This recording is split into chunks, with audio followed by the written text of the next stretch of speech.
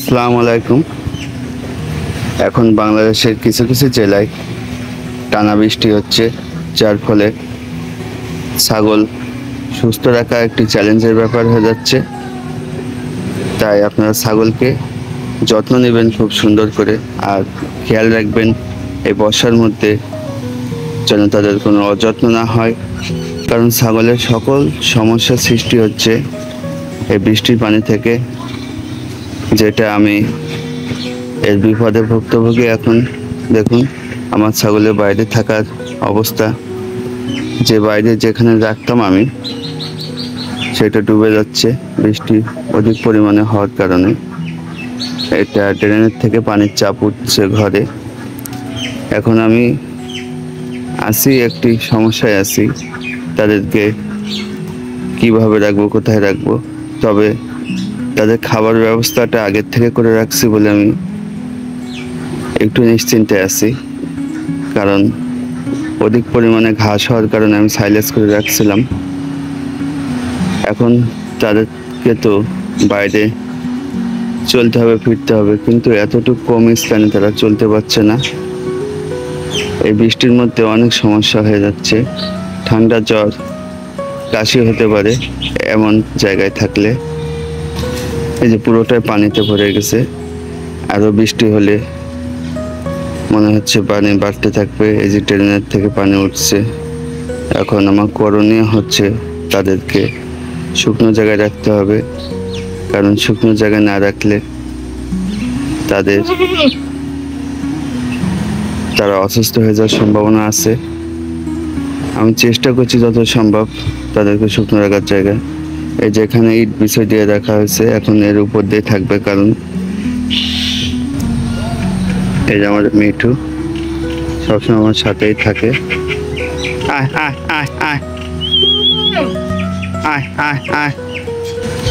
এখন আমার করণীয় তাদেরকে শুকনো জায়গায় রাখতে হবে। এই স্যাঁতস্যাঁতে জায়গায় রাখলে অসুস্থ হয়ে যাবে। এখন শুকনো জায়গায় রাখতে গেলে তাদেরকে তো আবার ঘরে আটকে রাখতে হবে। তাই আমি যতটা চেষ্টা করছি এখানে ইট বিষয় দিয়ে তাদের রাখার জন্য। তারা দেখুন এই যে মাটি ভিজা বলে মাটিতে থাকতে যাচ্ছে না, এদিকে স্ল্যাবের উপরে উঠে আছে। এই বৃষ্টির মধ্যে আসলে ছাগল লালন পালন করা একটি চ্যালেঞ্জের মতন হয়ে যায়, কিন্তু এই চ্যালেঞ্জটাকে মোকাবেলা করে খামারটিকে আগে নিয়ে যেতে হবে।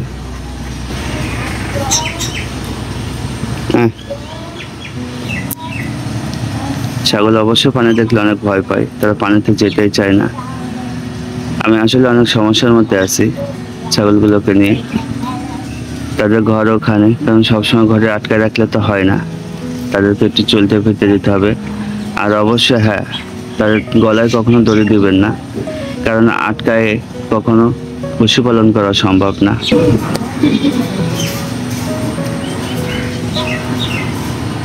এভাবে যাচ্ছে, তাই সাবধান।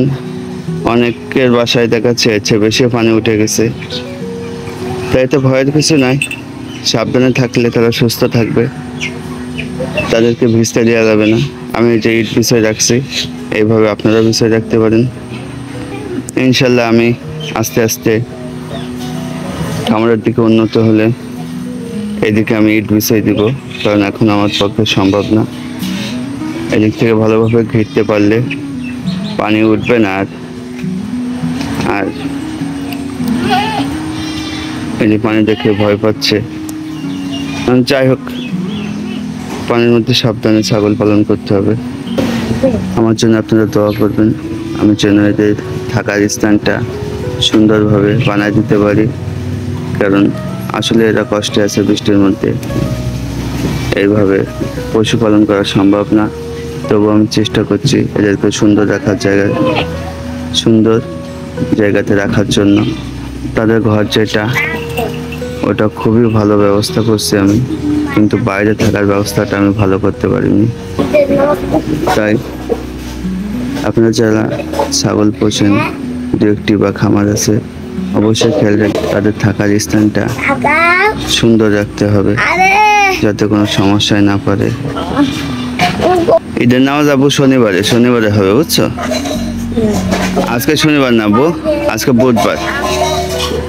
তো অবশ্যই আপনারা আমার জন্য দোয়া করবেন, আমি যেন এদের থাকার স্থানটা খুব ভালোভাবে বানাইতে পারি, আর এই বর্ষার মধ্যে যেন কোনো সমস্যা না করি, কারণ ছাগল পালন করা অবশ্যই এই বর্ষার মধ্যে একটি চ্যালেঞ্জ।